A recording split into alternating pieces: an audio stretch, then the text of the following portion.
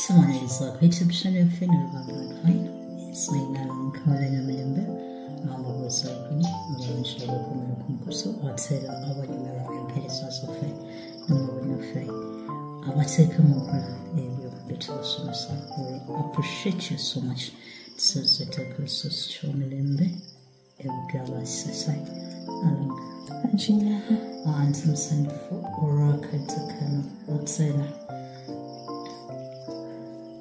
Later in this one, I to discussing we are going to see people so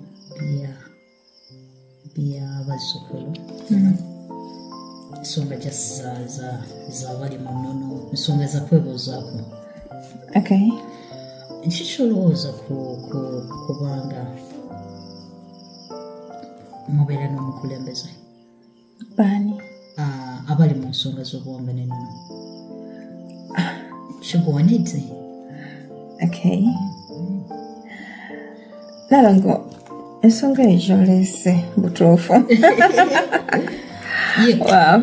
Omanyi bano bo abali mu ddiini z'endala Interreligious Council. Interreligious Council. Kakasi omuntu wakola ekya stupid. Are answerable to someone? Yeah. Okay. Kakati nalongo. Kakati ate mwejjukira buno obuweereza bwe mulimu bajjajja bamwe be babubawa. Yeah. Era oli answerable eri jjajjaawo yakulemberamu ku mutwe oba yakuyita mu buweereza. Temuyinaawo kakiiko ka Interreligious Council. Lwakuba nti ebiseera biri ebiseeko emabega twali tuwulirako scenarios ez'okubanga baali bakiikinga mu masabo bekibalabe nti kati nino terutuukanye nti kati lino okubanga mweregistaringa abali kuleeta omulama gwenalongo ngenda kugumenyaamenya ndowooza mu biti ebyenjawulo. Tugenda kusooka tulabe abasawo be baani. Abasawo era bwe tumala tulabe waliwo enjawulo wakati w'abasawo n'abantu abali mu byobuwangwa. Waliwo enjawulo? Of course. Nga munaate munyenya nsasi. It doesn't matter. Waliwo enjawulo. Mwinamu enjawulo. Kinjagala omanye nti ekyokuba nti we have a vet pharmacy. Tekitegeeza nti gwe omuntu ojja kukumba ogende mu vet pharmacy osabe eddagala ly'omusujja. Okay. It is a vet pharmacy naye nga ate zonna pharmacy. Ebintu bino good enough we have you wagenda obituwamu enjawulo amakulu.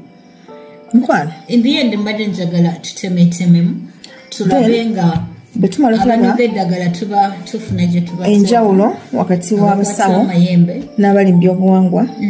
Then awusooke tutunulira ensonga y'obukulembeze. Thank you Nalongo. Yeah, nga tutandika ne obusawo. Yes. Nenga, this is not the first time I'm doing this. Let's do it. I've talked about obusawo sometime back.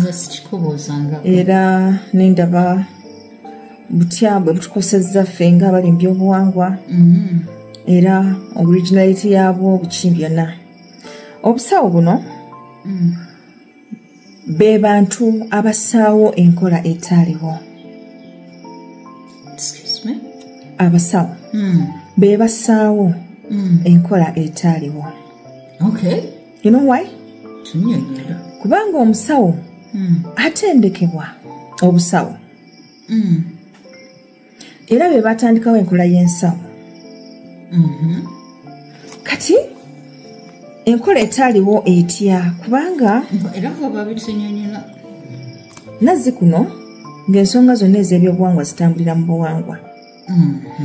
Kati nga bw'oba olina ensonga y'obuwangwa ekuluma nga tolina bw'ogenda giwona kujjako ng'oyise muki mu buwangwa. So bo bano abasawo bwe bajja obusawo bwe bwajja bwe bwaleeta enkola nga eringa ya shortcut like osobola okuyitira ew'omusawo n'obaako kyokola mu ngeri ya mankwetu oba kubaliisa okujabuliza like chap twalikisenga bugamba fast foods muntu enjala ekuluma naye nga mu ngeri y'obuwangwa we know we have 3 meals ekyenkya ekyemisana n'ekyeggulo so this time round ekulumya essaawa 10 n'ogamba kugende muteekawo ofune chips mu ngeri ng'eyo so it serves the purpose naye it has side effects ate temalaawo kiri kikuteganya kubanga bwe banjala ojja kuzuula nti ate era obumpakimpa tebugenda kukusa. Kati ze nkola z'abasawo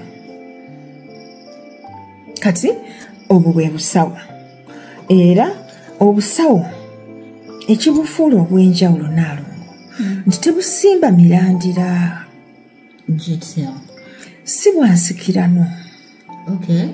Jjajjawo aba yali musawo it doesn't necessitate nti naawe ogenda kubeera muki wemba ndi musawo tekitegeeza nti abaana benzadde bagenda kufuuka musawo. No.